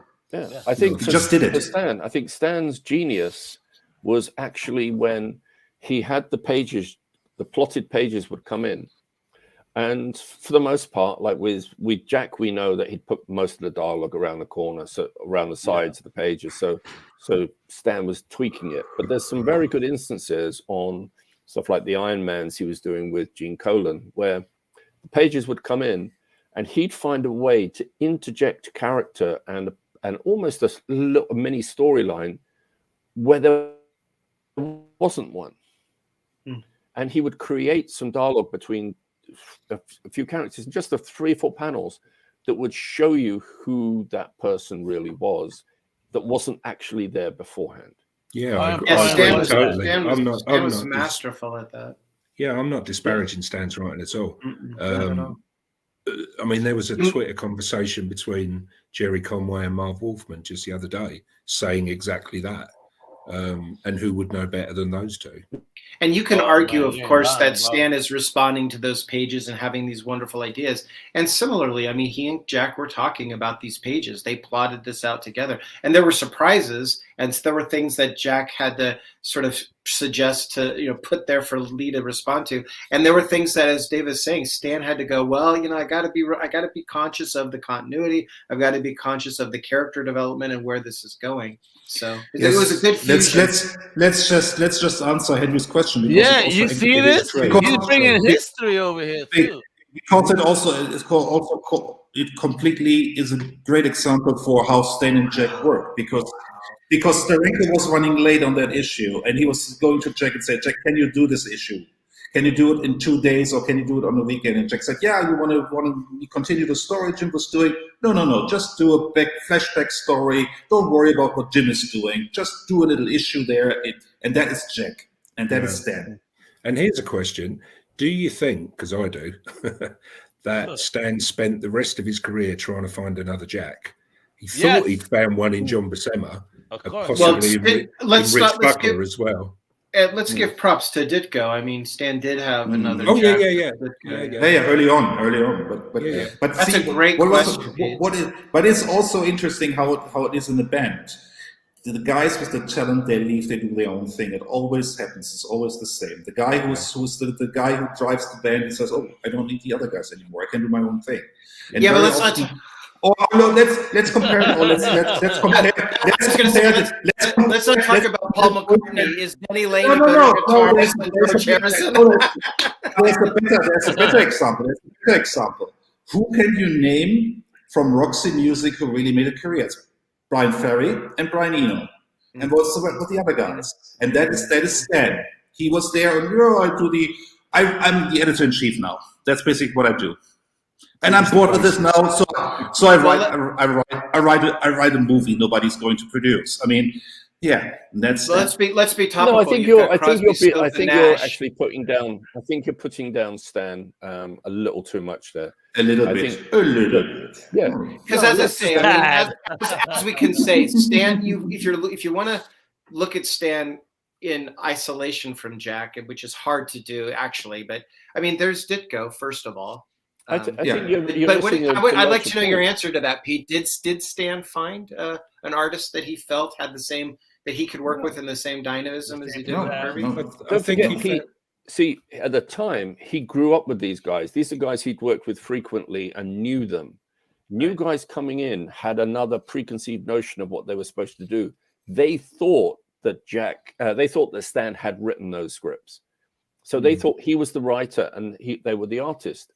And they weren't. Why am I going to plot this story? Why? It's and particularly you had the new writers coming in, like Len Wein, Marv Wolfman, etc. Yeah, they came in. Roy Thomas. No, I'm a writer. I would probably say Stan was good when he had material he could work with, and I think he did a fine job on the first issues of The Amazing Spider-Man he took over after Ditko left. But if you look at Ditko's Doctor Strange, Ditko did a 14-issue miniseries, a mini arc on Doctor Strange, and graciously Stan agreed and said, well, I have no idea what's going on here. 14 issues, that one story, 14 issues, I give some credit to Steve. And Steve then left soon thereafter. Stan tried to write it, then he gave it to Daniel Neal because he got bored. Doctor Strange was really dreadful until Roy Thomas took it on, and Gene Colan. But you see here, Stan had no idea what to do with Doctor Strange, and he admitted it. It's Steve's character. I think Stan grew up on the, he was writing short stories, which he thought were for kids. Yeah. And I think trying to, I think if anything, Jack showed him how to produce stories for a slightly older audience. Yeah. I would make the argument that at least initially Romita and Lee did a good job how do you fill the space of Lee Ditko having left Spider-Man?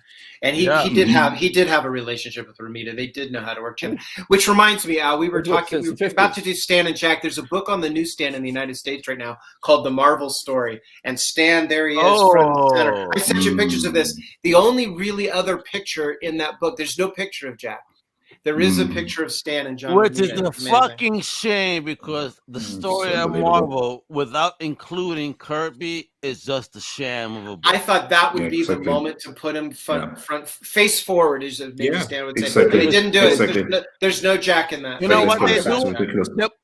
They're Bill fingering him. He's getting fingered, bro. No, I think but it's also a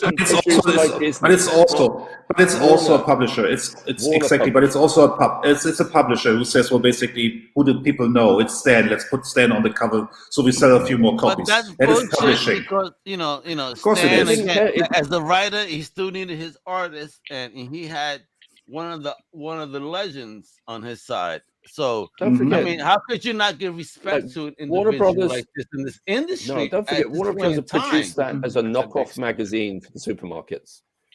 Oh, yes, they produced. Ironically, published by Warner, published by Time Warner. Irony. Time Life doing their summary. I was thinking, actually, when I saw it on the newsstand, I was thinking, Pete, you should put a copy of Stan and Jack right in the middle of that book. I might well do that. I was just going to say, in answer to that original question, I think Romita and Buscema were the best he got in terms of other Kirbys, not because of their style so much, but because I think he got on better personally with both of them, and he could go to them, especially Buscema, for almost anything, which is what he got out of Kirby. He didn't get quite the same output of creativity. Buscema didn't invent many characters, but he was always there, and he could do Avengers, and he could do Conan, and he was pretty quick. He was quick. Let's also address what Henry just wrote, that the Marvel method was a great accident and that it gave the guys a lot of freedom. That is absolutely true on the one hand, but on the other hand, it's also, Stan discovered, I imagine he discovered that Jack and Steve could do their own stories, that they were really good plotters. And he said, well, basically, I don't need to give them full plots anymore. It gives me more time. It gives me freedom. And so he developed characterization, Okay, guys, do your thing. I come back and dialogue it, and I get the writing credit. Of course I do. And so he got these guys to write these books for free, basically. Take that question from the other side. Did Kirby ever find a writer with whom he had... aside from writing for himself, did he ever find a writer that he could really work with in the way? I was about to say he found Jack Kirby, the writer. He found himself. Maybe he found himself. He found himself, but as an adjunct, maybe Gerber actually. Yeah, that's quite destroyed stuff together. Yeah. Kirby is a good writer. Yeah, I think the person who he didn't work enough with, they worked together as he worked with Jack as an editor.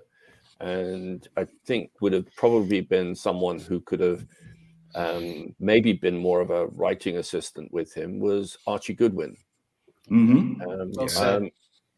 Archie Goodwin. Of course, Archie found as an editor. Of course, Archie found he came through as a creator. He's a writer, so as an editor, he understood the craft.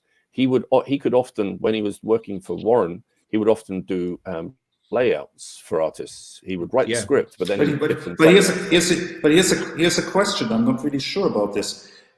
Did Roy Thomas ever write for Jack Kirby? I don't think so.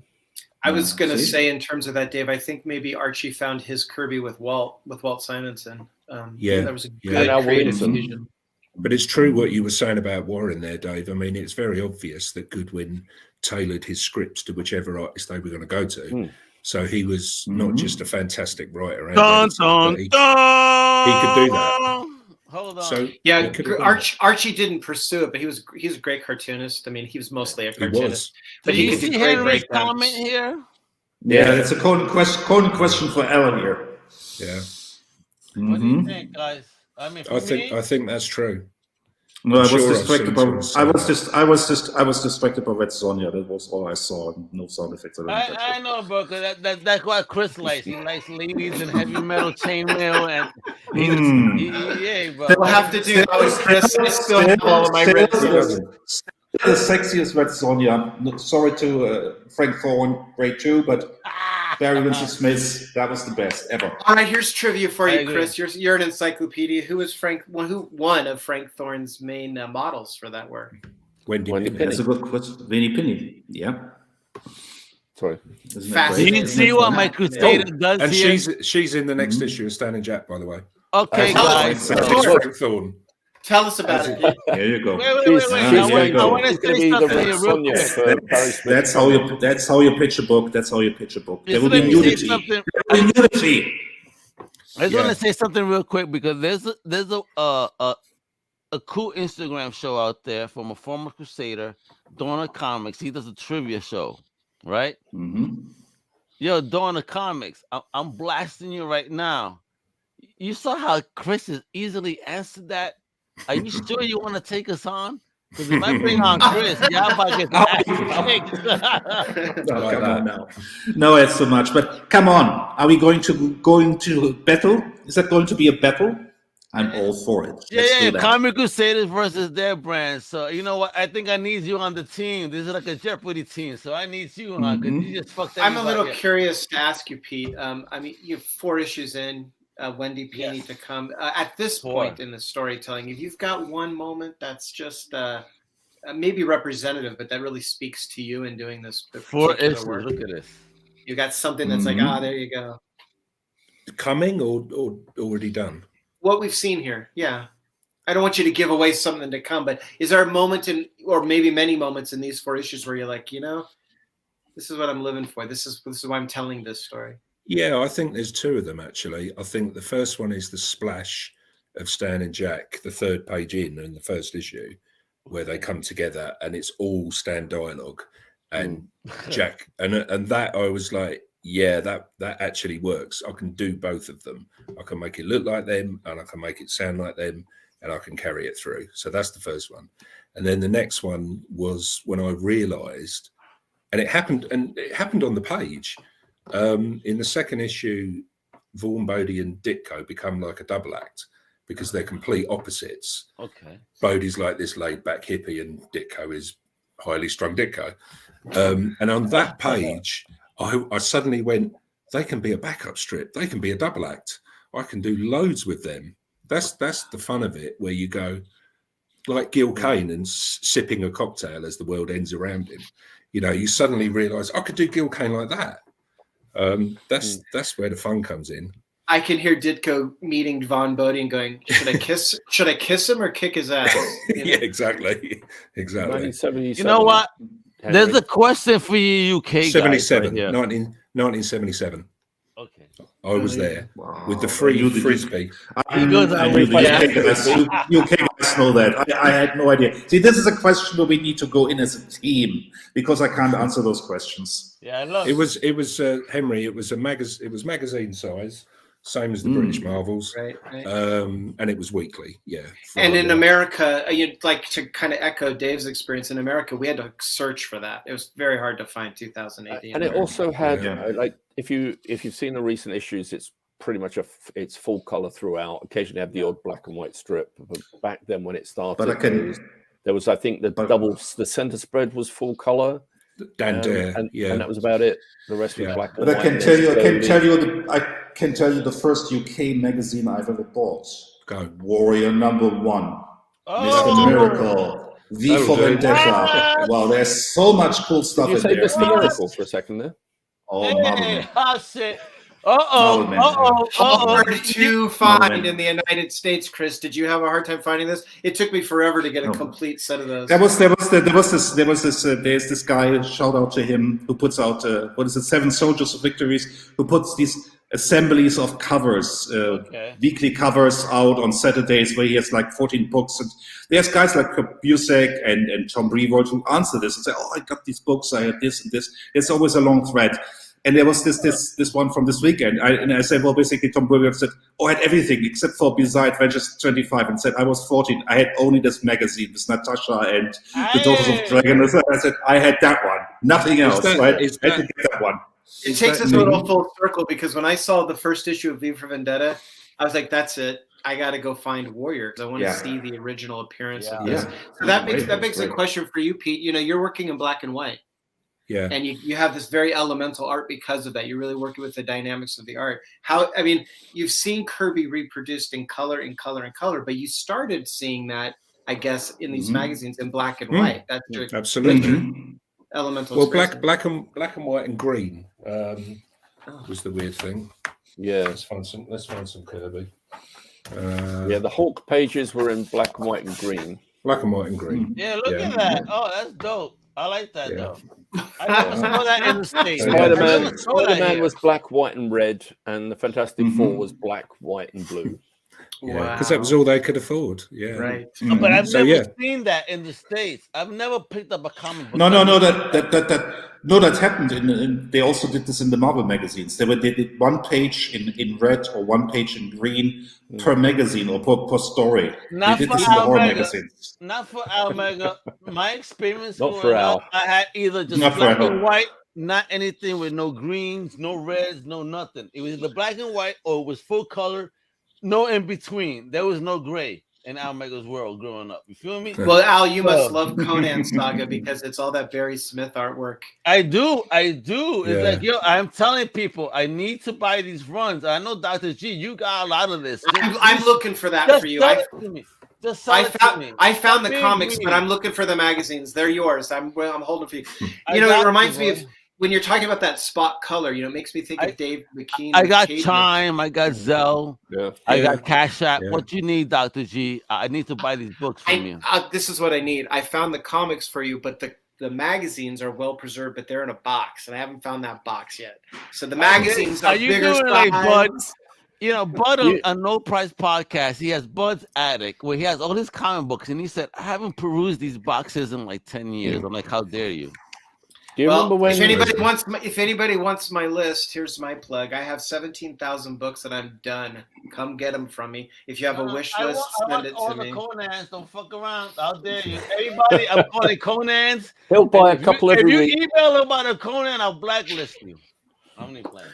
I just have to find the magazines. I just have to find the magazines. I don't just want the magazines. I want the regular issues. I want everything Marvel. I got you. But I'm waiting to find the Conan Saga. Pete, my experience of black and white is there was one time. Do you guys know Brian Hibbs, who owns a Comics Experience in San Francisco? Yeah. Great. Yes. He's been on the show. Excellent. Dr. G, I've had a lot of his creators on too that have been loving and learning from the platform to be better creators. So it's like I'm happy to see that there is something out there to teach people how to be a comic creator and and navigate. And there's the man who lives, eats, breathes, promotes, endorses, analyzes. Wonderful. One of my favorite retailers.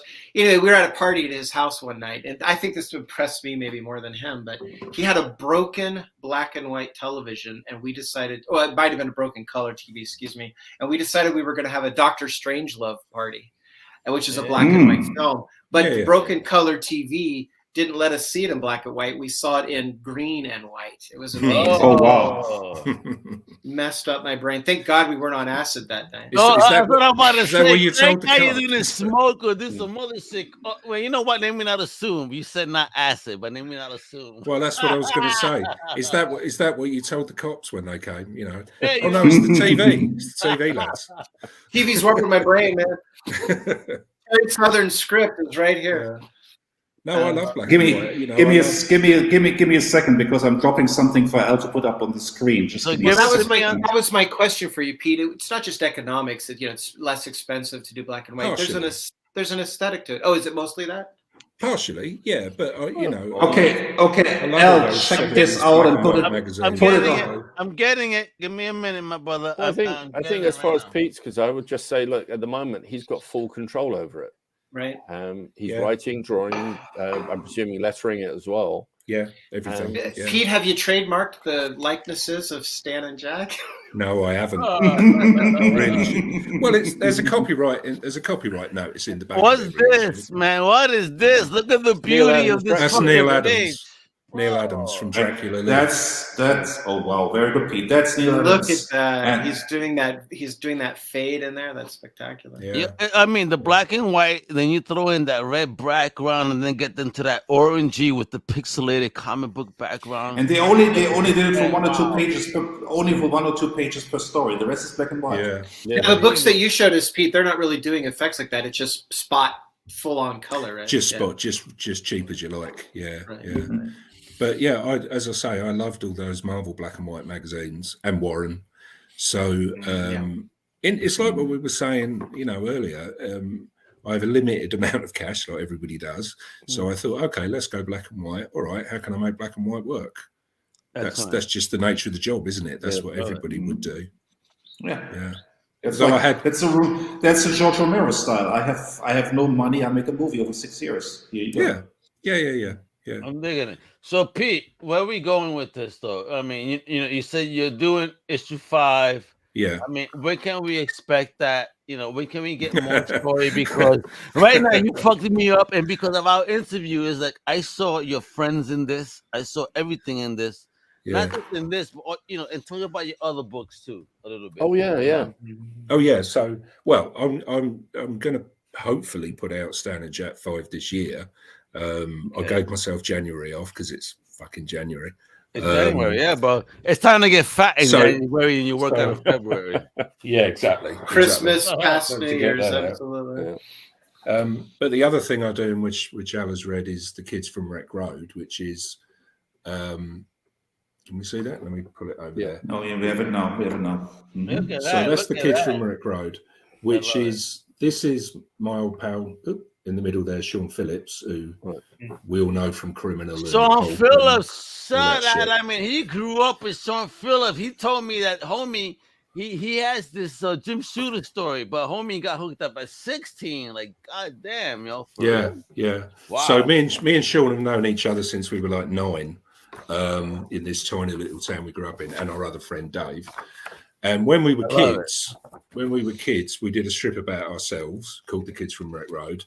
Having adventures with Spidey. This is Sean, aged about 13. So he was good even then. So that's the original strip, and then we've done it again. So this is Sean's latest. Wow. And it's just us as comic fans in the 70s. Same sort of humor as Stan and Jack. Nice, very cool. Yeah. But look at that art. Look at them glasses, yo. I mean, but I needed to get shades as big as those. Come half your head. They had character, Pete. They had character. But you've gone color as well. Oh, yeah. So here's Sean. This one, Sean thinks he's Steranko. And, I'd take the piss out of him. So it's that kind of stuff. Super. Yeah. I love it so much. That's excellent. That's excellent. You got to have that image of what you want to be, right? Yeah. You're Pete, man. This is why I love you, man. I wanted you to hang out with my boys here, talk some Stan and Jack today. I mean, I don't want to keep this as long as normal because I know, because I want Pete to finish issue 5. I need this in my life. because we're going already almost two. We're already on almost 2 hours. So, yeah, so we're within our well, regular time. schedule. And that's the thing. So, do you guys have any other questions for Pete right now? Because again, he's creating such a fun book, regarding legends. Even though it's called Stan and Jack, but he's incorporated so many other legends in it. And I mean, so many names that even Chris has dropped. I mean, the villain, when he declares the villain, is like, holy shit. And we've spoken about this. It's like, Pete, are you listening to us and just vilifying everybody we talk about? I love it. No, Can you give us... Go on. Sorry, Pete, go ahead. I was just going to say, the way I look at it, like I said to Al last time, is we're in a situation like this, or we're all in a pub together, and I'm going, remember when Stan said this? Remember when this happened? Remember when Ditko got annoyed? And that's what I'm doing. I love it. Just putting it on paper. To tease us a little bit, I'm curious, not to give anything away necessarily, but you're going to come at some point to the parting of ways between Stan and Jack, and I wonder. Are you coming to that? Yeah. Right. Okay.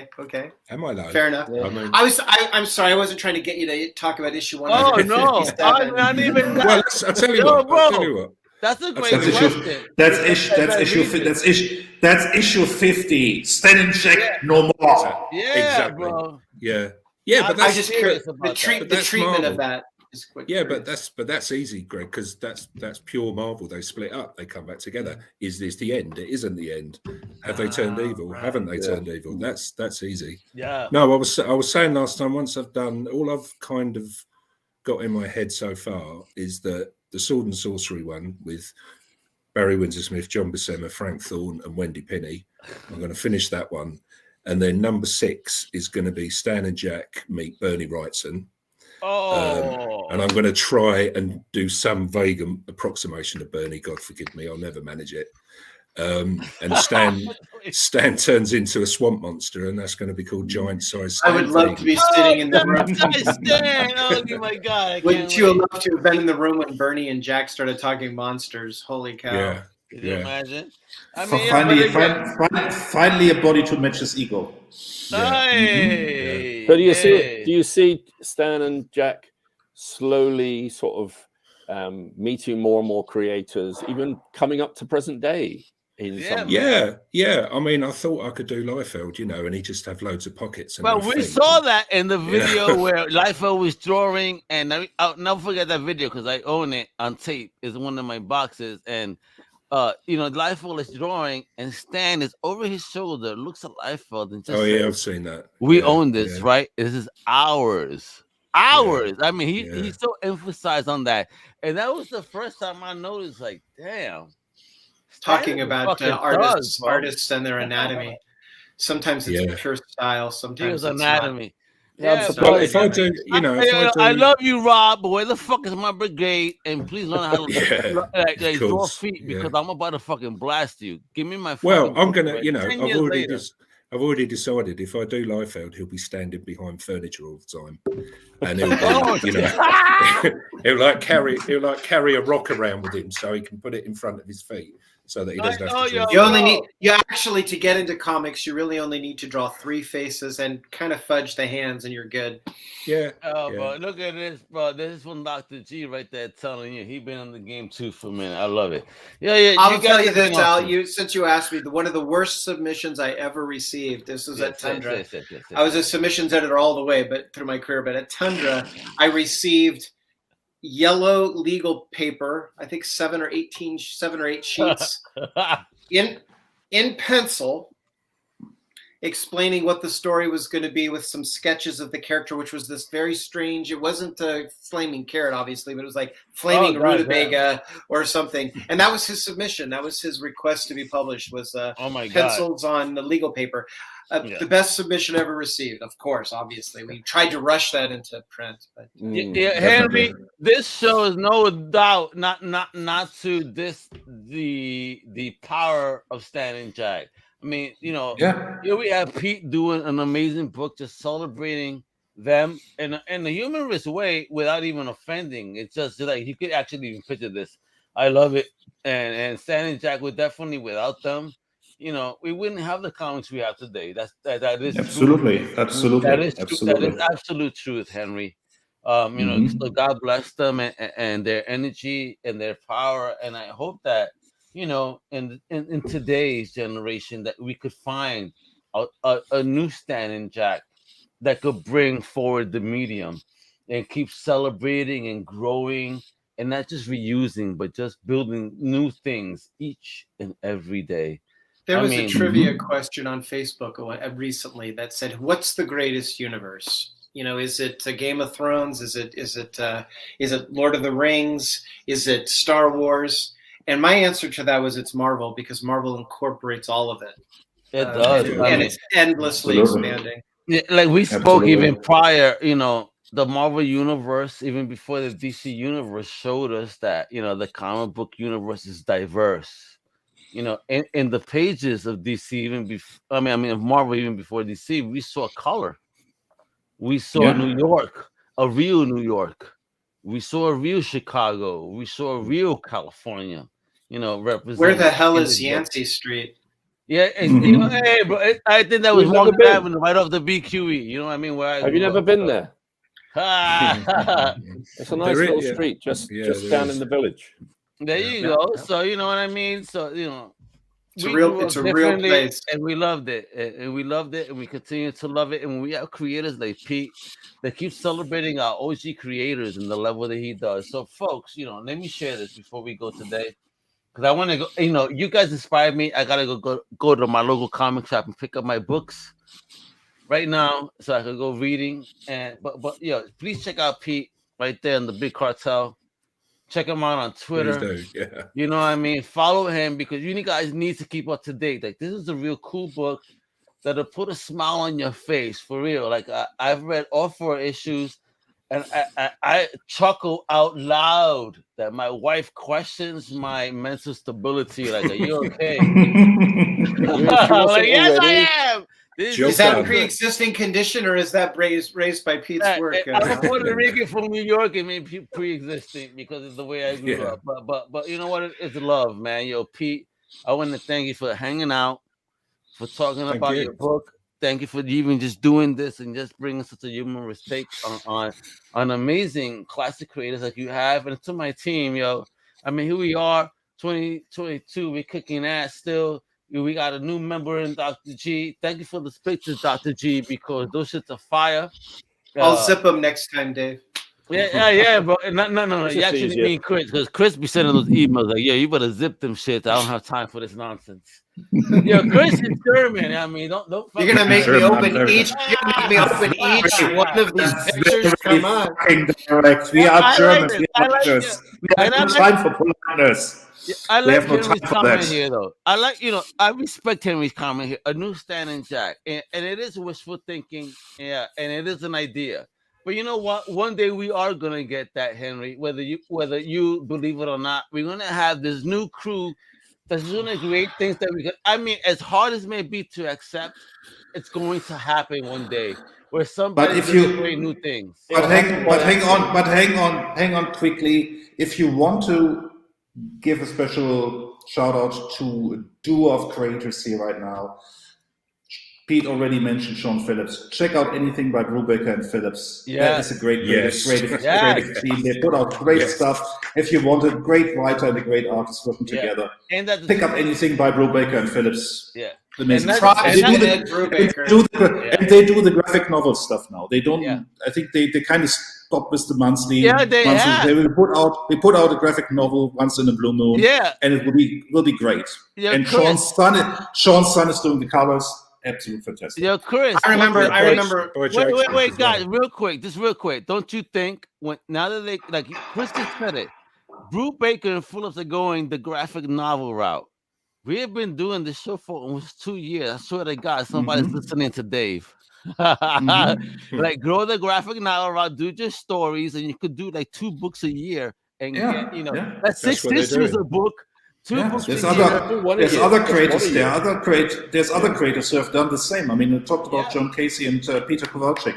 They're doing their book also as a graphic novel now. They're not doing them as let's talk about that in terms of economics. Are you releasing them as single issues to help you fund your way through? I know that when you collect them into a graphic novel, that's different. It's a great way to it's a great way to sustain the work as you're putting it together. Yeah. I think that's the beauty of that's what the singles are great for. They help build your audience. You grow it. And then go find all 4 of these issues. You will highly anticipate the 5th one. You might laugh your head off and scare your wife like Al does, and you will enjoy it thoroughly. And you'll be going, "I got it. More, please. Keep going. Let me know what's happening." It's the truth. I mean, and you can now say doctors recommend this book. Archetypal psychologists into the mythology. I just want to tell Henry, hang out with us every 2 weeks. So come back, not next Sunday, but the Sunday after next. Hang out with us. We're going to deep dive into more about comic books, comic book history. We may not have an amazing guest like Pete, but I hope we do, because again, Pete, you're awesome. Thanks for taking some time to talk today and chill out. Thanks for being with us. Yeah, but for real. So with that, folks, just please follow us. Henry, thank you again. But first, follow Pete right there, Big Cartel. Follow him on Twitter, please. You've seen the ICC flowing. You know what to do. And I'm not going to share Dr. Greg's links anymore until he emails me about these are the issues you're going to get for Conan. You laughing like, yo, I'm trying to cock block all of you. I need that shit in my life. Hey, man, I'm just going to say this here. They're reserved for you. I'm just waiting to find the magazines. I'll tell you one other thing that's in one of those boxes, not with my comics for one reason. For you. I have I have a run of Spider-Man that I'm not a big collector, don't get me wrong, but there were certain things I was interested in, and somebody was getting rid of some issues of Spider-Man. I think the run was from 75 to 77. And I thought, okay, that'll be fun. When they arrived, I didn't get all of his run, but I got some of them. When they arrived, they looked like they had never even gone to the newsstand. I mean, oh my God! So I am trying to find those boxes, Al. All right, yo. Here you go. Oh my. Hey, wait a minute. Oh yeah, Dave, tell us about that. So this is character that's Flower and Spirit. Put that up. Hold it up again. That is interesting. Now here we go. Oh, Flower and Spirit. Yeah. Beautiful Dream. Is that Beautiful Dream also? No, it's Flower. It's Flower. Spirit. The two characters. You guys keep going. I'll be right back for a minute. Who inked that, Dave? I did, and I inked it for one of my favorite Kirby books of all time. Is this little baby? Oh, hang on. You can't really read it because it's a black cover, but you might be able to see Heroes and Villains. Kirby's Heroes and Villains. Yeah. Mm-hmm. And it's basically a collection of drawings that Jack did for Roz, his wife, of every single character he ever created. Wow. So amazing. Yeah. Lovely. If you go on, did Ross give this to you? Huh? Did Ross give this to you? I got this one from Jack. I got it signed. It's signed by Jack. Cool. However, Billy Hines put some of that up on Twitter. Greg Theakston did there was an inked version of it. So what they did is they gave a bunch of different creators a page or two to ink from it, and I did Flower and Spirit, and I also did Sandy, Prez. Oh man! No. Will you show that again, Dave? The reason I ask you is because Kirby did have some really exquisite later day inkers. Henry would be one probably, and as you mentioned, Greg Theakston. But that's beautiful ink work. Let us see it again, Dave. That was beautiful. All right. 75. I never got. I think I did two. I think I did two other. I did Sandy, Sandman's partner. Yeah.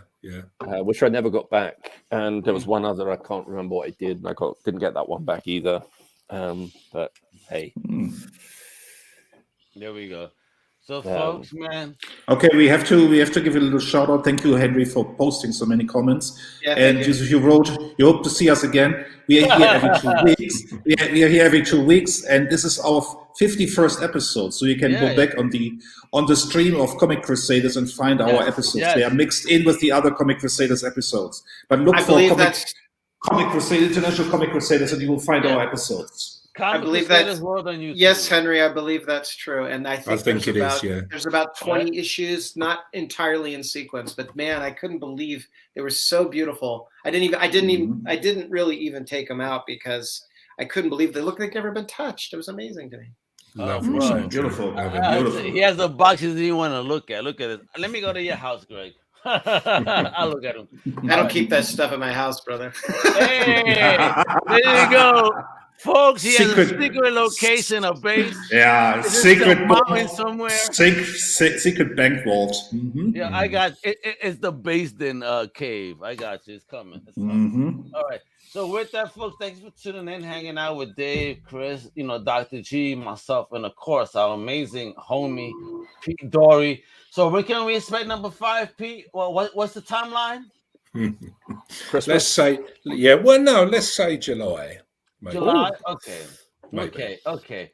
Maybe. You put yourself to a deadline there, mate. I didn't say which year. I didn't say 2022. You did say this year earlier, Pete. You did say that earlier. The image school. I didn't say it was this year. Yeah. I love it. You did say earlier, perhaps this year. So But you guys are awesome. Well, that's what I made it for. So. Love you guys very much, brother Pete. You're always welcome to come back on, so we could even talk even more comic history, not just Stan and Jack, but everybody that you even mention in your books. Because I mean, you have studied, you have gone down the rabbit holes like we have, mentioning those names that I know Chris will really, really dig in. So into some commentary. So with that, folks, you know what to do. Follow Comic Crusaders, Undercover Caves, ICC everywhere. Follow the family. Follow us on Twitter and buy my book. Find it on Amazon. The Neon Graveyard. The Neon Graveyard. I was wondering when you get need your support. Buy my book. It's on Amazon. Bye. Here you go. And please, on my behalf, please inundate Al with requests to post my information so you can get some of these books I'm trying to offer y'all. Listen, if you harass me, but again, I gotta make sure I'm getting them Conans. I need that guarantee. As these gentlemen are my witness, Al.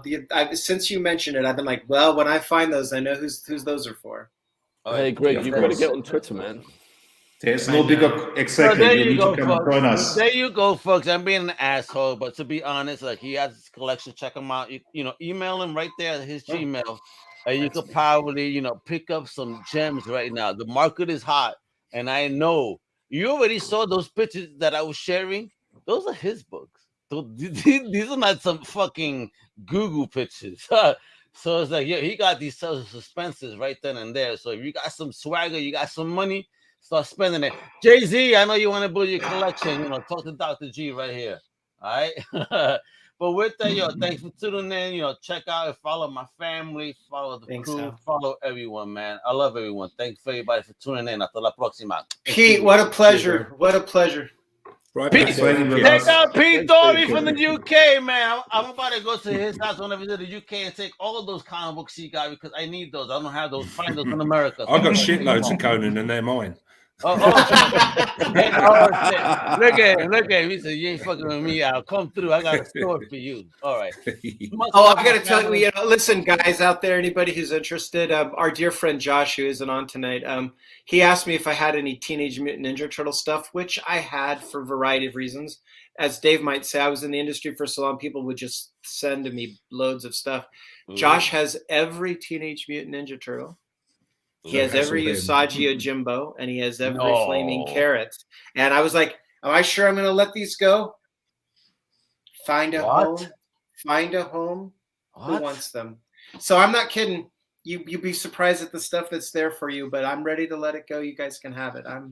Remember, folks, I got Conan, Marvel Conan, F you. If you email him, he better tell me who email. I'm going to embarrass you. How dare you? Oh, I don't need any Conans. I got them. I know you do. Probably more than I do, Pete. Probably. What a show off. Okay, don't make me fight the UK. The real question I have for you, Al, is do you want the Barry Windsor Smith series of plates of the portfolios that were put out in the 70s? Oh, you got nah. No. You say nah. I am that type of collector. No, I'm joking. I'm saying. Please email me. I want. There was a set. There's Wrightson. There's Windsor Smith. So it's Windsor Smith, not Barry Smith. But I called him Barry Smith. Or Baz. Yeah, bro, you guys rock. So with that, thank you, Dr. G, P, Chris, Dave. Hasta la próxima. Check us out in 2 weeks. Cheers, We're gonna guys. cover more craziness for you guys. Bye-bye. Thank you, gentlemen. Good night. Thanks. All right.